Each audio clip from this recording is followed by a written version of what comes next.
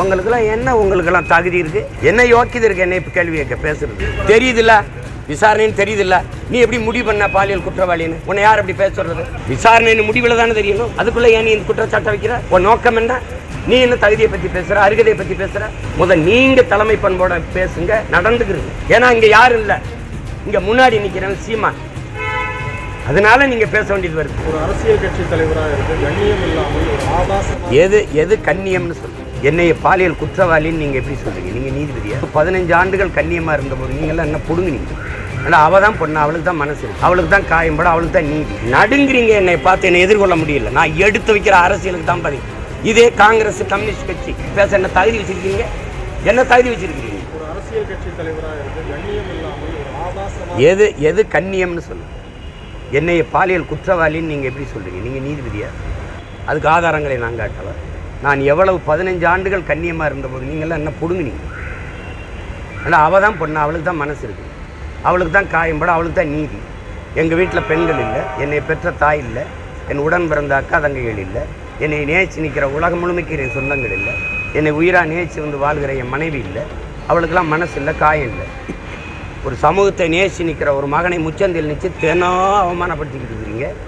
உங்களுக்கெல்லாம் என்ன உங்களுக்கெல்லாம் தகுதி இருக்குது?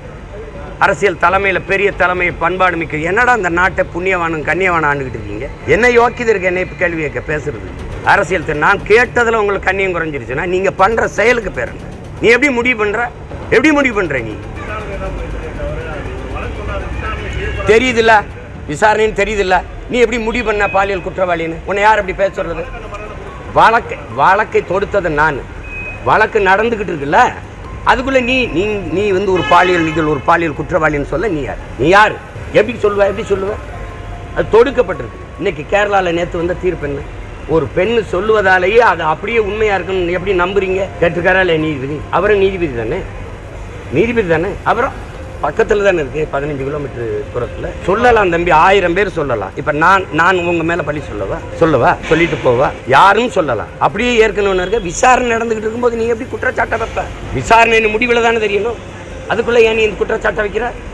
உன் நோக்கம் என்ன? நீ என்ன தகுதியை பற்றி பேசுகிற, அருகதையை பற்றி பேசுகிற? நீங்கள் தலைமை பண்போட பேசுங்க, நடந்துக்கிறது. இந்த நாட்டில் இவ்வளோ பிரச்சனை இருக்கு, இவங்களாம் வாய் திறந்தது எங்கே? அம்மையார் கனிமொழி இந்த அண்ணா பல்கலைக்கழக அந்த பாலியல் வன்கொடுமைக்கு, பொள்ளாச்சி பாலியல் வன்கொடுமை கொடுமைக்கு நாடங்களும் 9வது படிக்கிற பிள்ளையா 4 வாத்தியார்கள் சேர்ந்து கற்பமாக்குனாங்களா? அதுக்கு வாய் திறந்தது தங்கச்சி ஸ்ரீமதியுடைய படுகொலையில். அதில் அந்த கொலையில் அந்த சாவில் என்ன? அதுக்கு கருத்தென்ன? மனநலம் பாதிக்கப்பட்ட பெண்ணை 8-10 பேர் சேர்ந்து வன்புணர்வு செஞ்சானே, அதில் உங்கள் கருத்தென்ன? தினந்தோறும் பள்ளிக்கூடத்துக்கு போகிற பிள்ளைகளை ஆசிரியர் தாளாளர்கள் துன்புறுத்துவதில் உங்கள் கருத்தென்ன தம்பி? 3 வயது குழந்தைய மயிலாடுதுறையில் ஒருத்தன் அது வன்புணர்வு செஞ்சு கண்ணு கட்டி மண்டையில் அடிபட்டு கண்ணு சிதைஞ்சு போயிருக்குது, அதில் உங்கள் கருத்தென்ன? அப்போல வாயில் என்ன இருந்தது? ஏன்னா இங்கே யாரும் இல்லை, இங்கே முன்னாடி நிற்கிறேன் சீமான், அதனால நீங்கள் பேச வேண்டியது வருது. நடுங்குறீங்க, என்னை பார்த்து என்னை எதிர்கொள்ள முடியல. நான் எடுத்து வைக்கிற அரசியலுக்கு தான் பதில். இதே காங்கிரஸ் கம்யூனிஸ்ட் கட்சி இங்கே பேச என்ன தகுதி வச்சிருக்கீங்க?